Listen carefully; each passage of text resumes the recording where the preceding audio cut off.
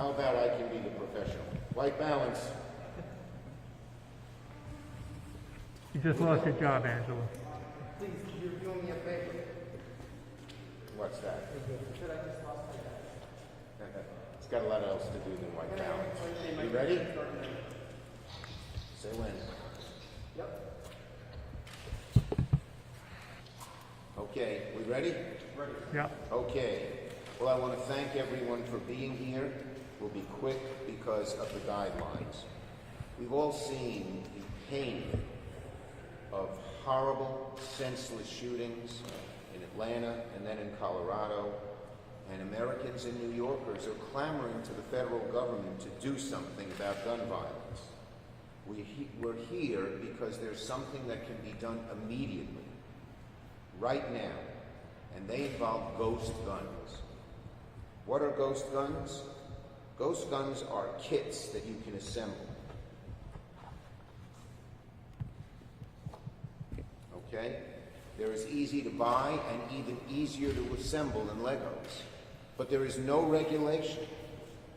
It is totally unregulated. Anyone can get them anywhere, and they're just as deadly as a gun once assembled. They put instructions together. That's because there's a loophole in the law that says that these parts don't have to be registered, and you don't need a background check when you buy the part, even something as big as the barrel or the stock. And so right now, the Biden administration can label ghost guns as classified as having to be registered before you can buy them, and eliminate the scourge of ghost guns. They are guns. The lights are flashing red on the issue of ghost guns and their threats. When the bad people can't buy guns at a gun shop because they need to do a background check, they can order these kits in the mail or buy them in stores, and no one asks any questions. So criminals can get them. Anyone can get them. It's a very bad thing. We've already seen ghost guns used in crimes in New York, and Attorney General Tish James has taken some action to prevent their flow here, but you can order them by mail here from New York from another state. So we need national action. We need national action. It's a federal loophole that allows them to happen. Last February, I asked our then Attorney General, Mr. Barr, to ban them. He refused, of course. The Trump administration was always in the pocket of the NRA. But now with a new Attorney General, Merrick Garland, I am very hopeful they can get it done like that, and I'm requesting that they do it now, today. Do you have a letter? No. Okay. So we're asking the Biden administration, Attorney General Garland, and the ATF to do this right away. Close the ghost gun loophole, and we will save lives. Close the ghost loophole, and we will ghost gun loophole, and we can prevent the flow of deadly weapons here to New York. Let me just say two other. Here's how they do it. First, they amend the definition of firearm frame or receiver so that it applies to any part of a firearm.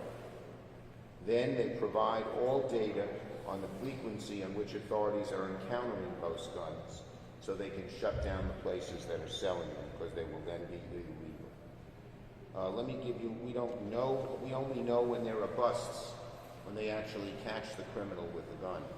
But in Nassau County this past summer, 3 Farmingdale residents were arrested with 22 ghost guns. So some of the gun dealers make it a habit to do these. The guns are dangerous. We spoke to the Attorney General's staff last night. She says she needs federal action. Her office shuts down companies but can't prevent the flow of the ghost guns here. So we need robust action on gun violence, and this is one quick, easy, and effective step to stop the flow of illegal guns to our city and our state. Okay? And then just bring up the 3 points in there that are listed for you at the top. Unprofessional Here is the problem with ghost guns. They're totally unregulated. They're available to anyone. No background check is required. That's the danger here. There's no background check. Okay? And they're asking you to hold it one more time. Sure. As we said, these are as easy as Legos to buy and probably easier to assemble. Okay? Got it? Got the picture? Okay. All right. Questions? Majority Leader Chuck. No, you shouldn't always get the first question. The nice lady next to you. Well, you, oh, she was just taking a picture. Okay, you get it. Majority Leader. See, they have now an entrance before your first question. Thank you, Majority Leader Schumer.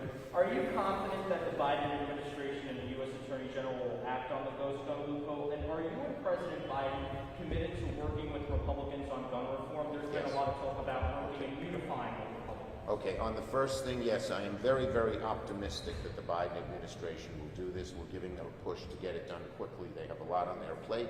We just confirmed Merrick Garland as head of the as Attorney General last week. We are working in every way we can to close the gun show loophole. H.R. 8, which is a bill that passed the House. I'm the author of the Brady Law. I wrote it when I was in the House. It became law. I was also author of the assault weapons ban. When we did the Brady Law, which has saved tens of thousands of lives, I'm very proud of it, but there were two loopholes in that.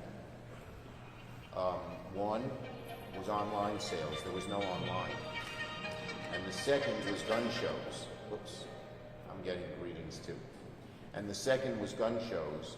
A few legislators there were the key votes, Republicans and Democrats said, we'll vote for this, but still allow gun shows. In those days, gun shows were harmless. They're there where you'd show your 1939 Derringer. But since then, the evil gun dealers, pushed by the NRA, have used gun shows as a major way to get guns into the hands of people without a background check. So we need both those closed. The House passed H.R. 8. He never put it on the floor. He promised there'd be a debate and a vote. There isn't. I am promising the American people we will put H.R. 8 on the floor that closes the gun show loopholes and try to get it done. We will try to get it done with Republican support. Right now, people like Senators Murphy and Blumenthal, our neighbors in Connecticut who take the lead, are trying to reach out and see if we can get Republican votes. But whether we can or not, we're going to vote on it on the floor and do everything we can to pass it. And in the meantime, this action is. This is nothing, this can be done without legislation. That's the beauty of it. So you don't need Republican support. You don't need anybody's support except the administration. Yes? On the note of more expensive gun reform and the new voting rights bill, would you consider abolishing the filibuster? Well, here's what I said. We need big, bold action, and we will get big, bold action.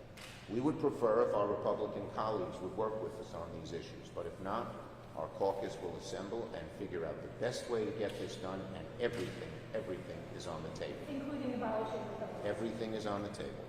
Senator, would this protect against 3D printed guns? Is there any sort of talk on that? Since those are pretty That's another area, but that's a little harder to regulate. But yes, some of these parts, if they're made by a 3D printer, would have to be regulated. You need a background check before they could be sold. So yes, parts of the 3D gun components would be subject to this. Okay? Thank you, everybody. Have a nice day. A nice rainy day.